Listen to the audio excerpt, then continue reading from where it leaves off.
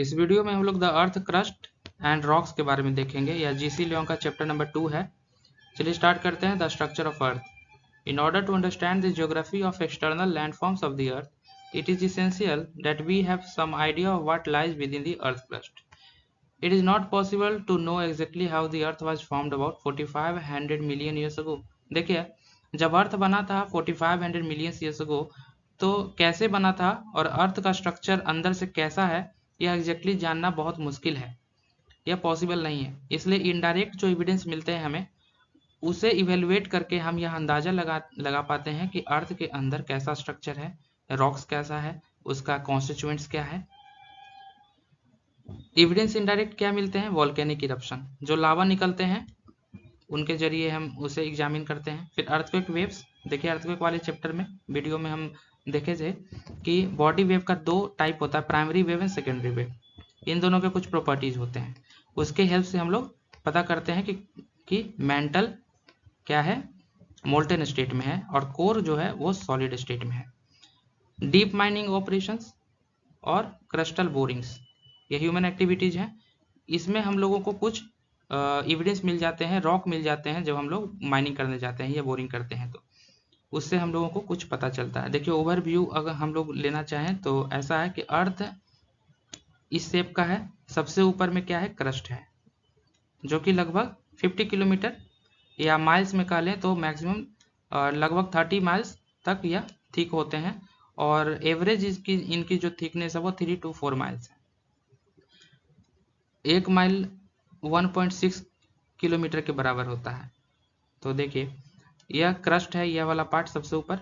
It is like peel of an apple. क्यों यह इतना पतला? इसलिए है क्योंकि इसकी थिकनेस मेंटल और कोर के कंपैरिजन में बहुत ही ज़्यादा कम है, इसलिए यह एक लगभग छिलके के बराबर है, सेब का छिलके के बराबर। देखिए, इसके नीचे क्या है? मेंटल, फिर नीचे में कोर है, बीच में जो है यह कोर है। इसको हम लोग डिटेल में देखेंगे। यह मेंटल है, फिर यह कोर आ जाता है। अब हम लोग क्रस्ट को देखते हैं। The earth is made up of several concentric layers. Outer layer is the earth crust, the lithosphere, which comprises 2 distinct part. Upper crust कहते हैं सबसे ऊपर वाले को, ग्रेनिटिक रॉक से बना हुआ है, या इसमें सिलिका एल्युमिनियम होता है, इसलिए इसको सियाल भी कहते हैं। इसकी एवरेज डेंसिटी 2.7 है, जो कि लोअर जो पार्ट है उसकी एवरेज डेंसिटी 3.0 से कम है, इसीलिए यह फ्लोट करता रहता है। अपर क्रस्ट फ्लोट करते रहता है लोअर क्रस्ट के। अपर क्रस्ट को हम लोग कॉन्टिनेंटल क्रस्ट कहते हैं, और लोअर क्रस्ट को हम लोग ओशियनिक क्रस्ट भी कहते हैं, जो कि बना हुआ है सिलिका, आयरन एंड मैग्नीशियम से, यानी कि सीमा इसको कहते हैं, denser Seema, silica and magnesium. तो सीमा डेंसर होता है और सियाल लाइटर होता है। यह कॉन्टिनेंटल क्रस्ट है, अपर क्रस्ट है। इस फिगर में देखिए, a section showing how the continent sial floats on the denser Seema.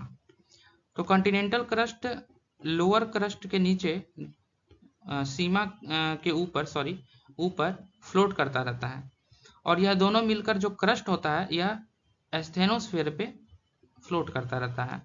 Asthenosphere upper mantle और लोअर क्रस्ट के नीचे होता है, इसी से वोल्केनिक इरप्शन में लावा बाहर आता है। मेन सोर्स ऑफ लावा यह है। और देखिए, एस्थेनोस्फेयर के ऊपर पूरा का पूरा क्रस्ट स्लाइड करता रहता है, और क्रस्ट में भी अपर क्रस्ट लोअर क्रस्ट के ऊपर भी स्लाइड करता रहता है इस तरह से, और इसलिए भूकंप भी आते हैं, वोल्केनिक इरप्शन भी होता है। आगे हम लोग डिटेल में देखेंगे इसको। और इस तरह से कॉन्सेंट्रिक लेयर बनाने के चक्कर में, बहुत सारे कॉन्सेंट्रिक लेयर बनाने के चक्कर में कई जगह पे डिसकंटिन्यूटीज हैं। जैसे देखिए, यहाँ मोहो डिसकंटिन्यूटी लिखा हुआ है। यह मोहो डिसकंटिन्यूटी क्रस्ट और मेंटल के बीच में है। Upper crust and lower crust के बीच में भी एक डिसकंटिन्यूटी है। आगे हम लोग इसी वीडियो में डिटेल में देखेंगे इसको हम लोग देख लेंगे डिटेल में। Crust layer 0 to 70 kilometre. देखिए, इसमें है upper crust and lower crust. इसमें कॉन्टिनेंटल क्रस्ट है और ओशियनिक क्रस्ट है। ओशियनिक क्रस्ट डेंसर होता है, कॉन्टिनेंटल क्रस्ट या कॉन्टिनेंटल क्रस्ट है या लाइटर होता है। अब देखिए, Conrad discontinuity upper crust and lower crust के बीच में डिसकंटिन्यूटी होता है। Moho discontinuity crust and mantle के बीच में, या एग्जैक्टली बोले तो lower crust and upper mantle के बीच में होता है।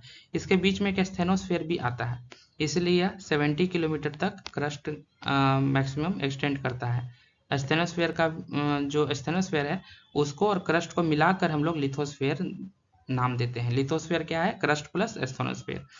देखिए सारे डिसकंटिन्यूटी को याद रखेंगे, खासकर क्रस्ट और मेंटल के बीच में मोहो डिसकंटिन्यूटी है एंड मेंटल एंड कोर के बीच में गुटनबर्ग डिसकंटिन्यूटी है।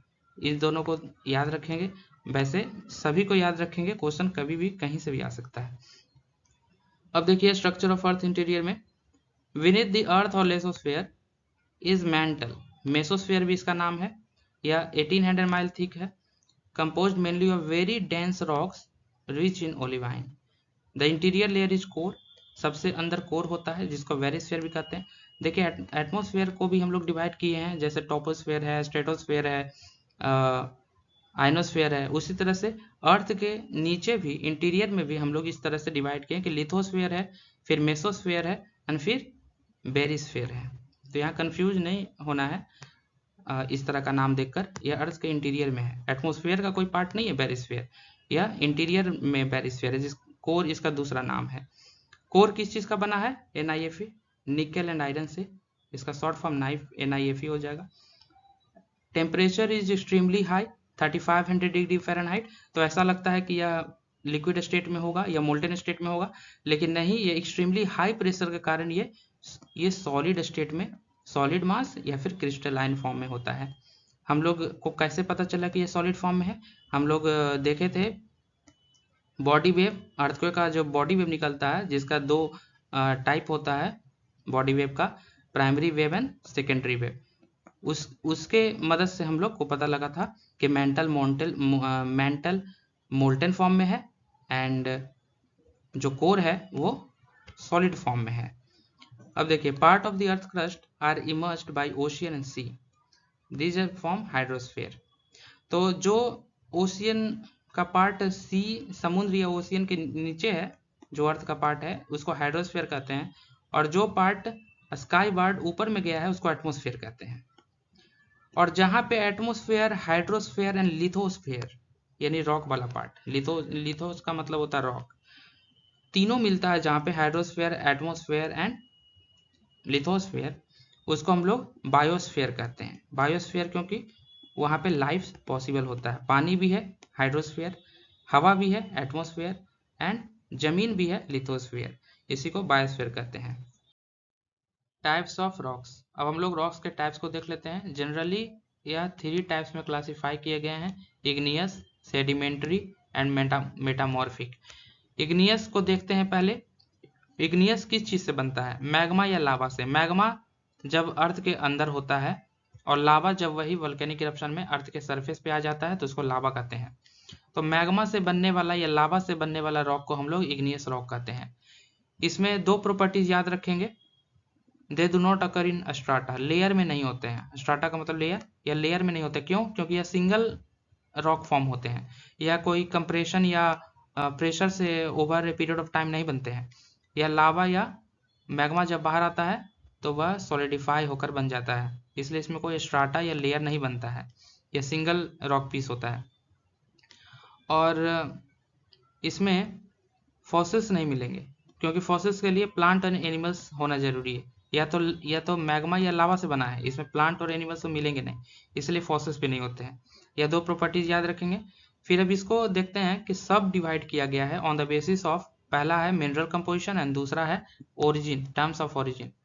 2 तरीके से इसको सब डिवाइड किया गया, इन टर्म्स ऑफ और या on the basis of mineral composition. इसको 2 तरह का बताया गया है, एक एसिडिक और एक बेसिक। एसिडिक में जिसमें सिलिका ज़्यादा होता है, क्योंकि यह एसिड लावा से बनता है, तो सिलिका एसिड लावा में बहुत ज़्यादा होता है, तो यह एसिडिक इसको कहेंगे, एसिड रॉक कहेंगे, एसिड इग्नियस रॉक्स कहेंगे। इसमें सिलिका ज़्यादा होगा, इसका एग्जाम्पल है ग्रेनाइट, ग्रेनाइट इसका एग्जाम्पल है। और बेसिक रॉक किसको कहेंगे? Light in colour, light in colour कौन सा होता है? Acidic rock, granite. एसिडिक जो लावा होता है ना, वह लाइट इन कलर। हम लोग उस वीडियो में वोल्केनिक इरप्शन को बहुत अच्छे से देखे हैं और बहुत अच्छे से इसको डिस्कस किया गया है, उस वीडियो को देख लीजिएगा। यह लाइट कलर का होता है, विस्कस होता है, ये सब बता रखे हैं उसमें। तो यह इसका एग्जाम्पल ग्रेनाइट है। और जो दूसरा होता है वह बेसिक रॉक होता है, और बेसिक रॉक में आयरन मिलेंगे, एल्युमिनियम मिलेगा, मैग्नीशियम मिलेगा, और वह डेंसर होता है, डार्कर होता है। तो यह बेसिक लावा से बनता है और basic lava darker in colour होता है, यह बता चुके हैं। फिर अब देखिए in terms of origin, plutonic rocks and volcanic rocks. Plutonic rocks किसको कहेंगे? जो अर्थ के क्रस्ट के थोड़ा सा अंदर में ही कूल डाउन हो जाते हैं, और इससे क्या होता है कि वह कूल डाउन धीरे धीरे होते हैं, स्लोली होने के कारण उनका क्रिस्टल बहुत इजीली रिकॉग्नाइज्ड क्रिस्टल बनते हैं, मतलब आराम से धीरे धीरे कूल होते हैं और थोड़ा सा लार्ज भी रहते हैं, वो थोड़ा सा बड़ा क्रिस्टल होता है उनका। एग्जाम्पल है ग्रेनाइट, प्लूटोनिक रॉक्स का है। प्लूटोनिक अर्थ के थोड़ा सा सरफेस के अंदर होता है। डियोराइट होता है, गैब्रू होता है। यह बाहर कैसे आता है? Exposed at the surface by the process of denudation and erosion, तब यह हमें दिखता है। जब डिन्यूडेशन और इरोजन होता है तो हमें यह प्लूटोनिक रॉक्स दिखने लगता है। वोल्केनिक रॉक्स में क्या है? वोल्केनिक रॉक्स, मोल्टेन रॉक्स जब अचानक से बाहर आ जाते हैं, लावा जब बाहर आता है सरफेस पे, तो यह सरफेस पे आके कूल होता है, और यह सडनली कूल होता है, जल्दी रैपिडली कूल होता है, तो रैपिडली सॉलिडिफाई होगा। तो इसके क्रिस्टल्स बहुत फाइन होते हैं, बहुत छोटे छोटे होते हैं, स्मॉल होते हैं, क्रिस्टल्स स्मॉल होते हैं। और प्लूटोनिक रॉक्स के बहुत ही लार्ज क्रिस्टल्स, बहुत ही नहीं, मतलब इसके कंपेरिजन में, वोल्केनिक रॉक्स के कंपेरिजन में लार्ज क्रिस्टल्स होते हैं। एग्जाम्पल याद रखिएगा, granite, diorite and gabbro are example of plutonic rocks and they are overall example of igneous rocks. अब आइए सेडिमेंट्री रॉक्स पे। सेडिमेंट्री रॉक्स देखिए, जब इग्नियस रॉक ही जब टूटते हैं over a period of time through many factors like river, animals, weather condition, तो वह सेडिमेंट्स बन जाते हैं। सेडिमेंट एक्यूमुलेट होता है फिर एक दूसरे जगह पे जाकर लॉन्ग पीरियड में धीरे धीरे, और जब वह प्रेशर में आते हैं, जैसे वाटर उनको कहीं और कैरी करके लेके चला जाता है, फिर वह धीरे धीरे वहाँ दब के क्या हो जाते हैं, प्रेशर में वो नीचे चले जाते हैं, और वह दबते दबते लेयर फॉर्मेशन उनमें होता है और कॉम्पैक्ट होकर स्ट्रेटिफाइड रॉक्स कहते हैं। स्ट्रेटिफाइड क्यों? क्योंकि वह स्ट्राटा बन जाता है, लेयर बन जाता है। Strata may vary in thickness from a few inches to many feet. These rocks may be coarse or fine-grained, soft or hard. The material that form sedimentary rocks may be brought by a stream, glacier, wind, and even animals. यह non crystalline होते हैं, इनमें fossils पाया जाता है, क्योंकि animal, plant and other micro organisms इसमें साथ साथ दब जाते हैं इसके साथ, और रॉक्स में फिर यह तब्दील हो जाते हैं और उसको फॉसिल्स कहते हैं हम लोग। सेडिमेंट्री रॉक्स के कई वेराइटी पाए जाते हैं। सेडिमेंट्री रॉक्स को क्लासिफाई उनके एज पे किया जाता है and bases of different kind of rocks पे किया जाता है। अब डिफरेंट काइंड ऑफ रॉक्स के बेसिस पे हम लोग डिटेल में देखेंगे, इस बुक में कवर किया गया है। कैरेक्टरिस्टिक्स उन सभी के देखेंगे। देखिए, पहला हम लोग देखेंगे मैकेनिकली फॉर्म्ड सेडिमेंट्री रॉक्स, फिर दूसरा है ऑर्गेनिकली फॉर्म्ड सेडिमेंट्री रॉक्स। अभी देखिए, मैकेनिकली फॉर्म्ड सेडिमेंट्री रॉक्स में, मैकेनिकली का मतलब होता है कोई चीज मैकेनिज्म काम कर रहा है, प्रोसेस काम कर रहा है। इसमें क्या है? accumulation of material derived from other rocks which have been cemented together. Sandstone, probably the most familiar sedimentary rocks. They are made from sand grains, often quartz fragments derived from granite. Granite अभी हम लोग देखे थे ना कि ये igneous rock है। इसके टूटने के बाद जब क्वार्ट्ज फ्रेगमेंट्स बन जाते हैं, तो उसी को फिर जब प्रेशर में वह दब कर जब रॉक का रूप लेते हैं फिर से, तो उसको सेडिमेंट्री रॉक कहते हैं। और उसका एक एग्जांपल है sandstone. Their texture, composition and colour very tremendously. Many types of sandstone have been quarried for welding purpose and for making grindstones. A coarser type of sandstone is known as grit. When larger pebbles are firmly cemented to form a rock, it is called conglomerate. When the pebbles are rounded, breccia. When the fragments are angular. जब fragments angular होते हैं तो Brescia कहते हैं, और जब rounded होते हैं तो उसको कॉन्ग्लोमेरेट कहते हैं। The फाइनर sedimentary material forms clay, जो ज़्यादा फाइन हो जाते हैं, एकदम छोटे छोटे हो जाते हैं, उनके बहुत छोटे छोटे पार्टिकल्स रहते हैं, तो उसको क्ले या मिट्टी कहते हैं। Widely used for brick making, shale और mudstone. Sand and gravel में occur in uncemented form, sand and gravel uncemented form में भी मिलते हैं, यानी छोटे छोटे टुकड़े के फॉर्म में भी मिलते हैं।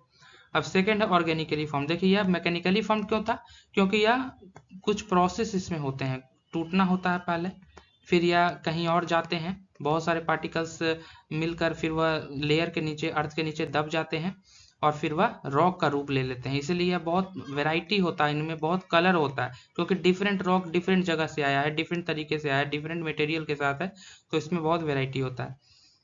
अब ऑर्गेनिकली फॉर्म्ड में देखते हैं। ऑर्गेनिकली फॉर्म्ड में दो तरह के हम लोग देखेंगे। लिविंग ऑर्गेनिजम्स के मदद से जब सेडिमेंट्री रॉक्स बनता है, जब उसका जो सोर्स है लिविंग ऑर्गेनिज्म है, जैसे corals, shellfish, whose fleshy part have been decomposed.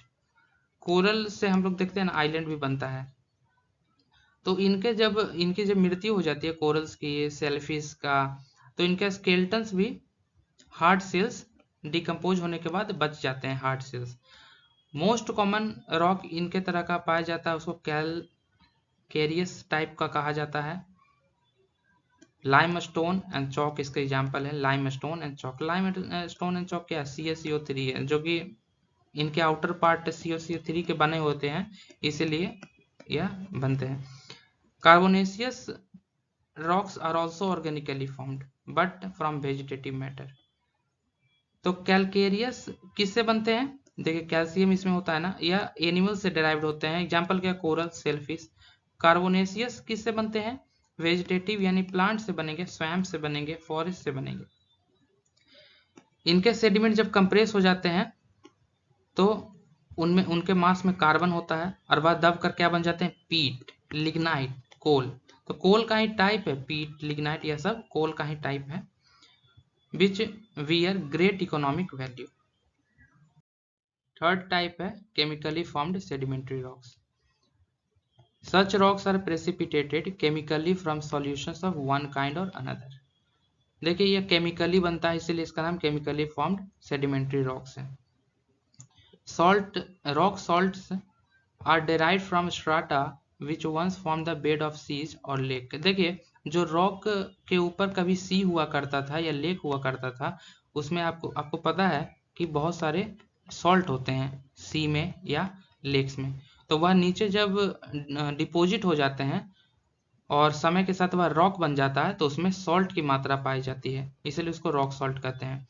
Gypsum या कैल्शियम सल्फेट, जिप्सम को कहते हैं कैल्शियम सल्फेट, यह भी एक केमिकली फॉर्म्ड सेडिमेंट्री रॉक है, जो सॉल्ट लेक्स के इवोपोरेशन के बाद बनता है। कहाँ पे बनता है, डेड सी एक एग्जाम्पल है, डेड सी बहुत ज़्यादा सॉल्टी होता है, इसके ऊपर अगर आप जाएंगे तो डूबेंगे नहीं, क्यों, क्योंकि इसका इतना ज़्यादा सैलिनिटी है कि डेंसिटी बहुत ज़्यादा हो जाता है, और आपकी डेंसिटी इसमें कम पड़ जाएगी, इसलिए आप इसके अंदर डूब नहीं पाएंगे, डेड सी के नीचे आप डूब नहीं पाएंगे उसमें। Which have a very high salinity, Dead Sea के बारे में लिखा है। In similar ways potash and nitrates में भी फॉर्म्ड। देखिए यहाँ पर शॉर्टकट में लिख दिए सबको एक जगह। इग्नियस रॉक्स का एग्जांपल ग्रेनाइट, डियोराइट, गैब्रो। सेडिमेंट्री में मैकेनिकली आएगा sandstone, clay, sand, gravel. Organically में आएगा लाइमस्टोन एंड कोल, यह एनिमल से डिराइव्ड है और यह प्लांट से, कोल। फिर केमिकली है जिप्सम, नाइट्रेट, पोटास, KOH लिखा है पोटास। और अब मेटामॉर्फिक पढ़ेंगे। मेटामॉर्फिक देखिए, ऑल रॉक्स वेदर इग्नियस और सेडिमेंट्री मे बिकम मेटामॉर्फिक और चेंज रॉक्स। सभी तरह के रॉक्स इग्नियस हो या सेडिमेंट्री हो, वो कभी न कभी बाद में मेटामॉर्फिक बनेंगे, जिसको चेंज्ड रॉक, मेटामॉर्फिक का मतलब है changed rocks. Under great heat and pressure their original character and appearance may be greatly Altered bye such forces, particularly during intense earth movements. In this manner, clay may be metamorphosed into slate, limestone into marble, sandstone into quartzite, granite into gneiss and shale into schist, coal into graphite. Graphite हम लोग use करते हैं, pencil में graphite होता है। तो यहाँ पे देखिए स्लेट है, मार्बल है, क्वार्जाइट है, वही सब लिखा है।